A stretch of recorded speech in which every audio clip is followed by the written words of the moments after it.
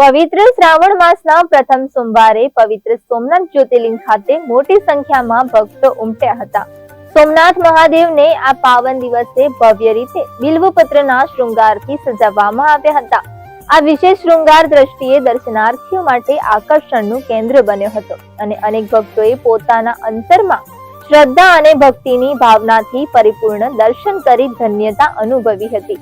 શ્રાવણ માસ દરમિયાન દર સોમવારે ભક્તો માટે વિશેષ ધાર્મિક આયોજનો કરવામાં આવે છે તથા દેશ વિદેશમાંથી હજારો ભાવિકો સોમનાથ મહાદેવના દર્શનાર્થે આવે છે. સોમનાથ ટ્રસ્ટ દ્વારા શ્રાવણ માસ દરમિયાન ભક્તો માટે સુવિધાઓ અને વ્યવસ્થાઓ સુનિશ્ચિત કરવામાં આવી છે જેથી ભક્તો સુગમ દર્શનનો લાભ લઈ શકે.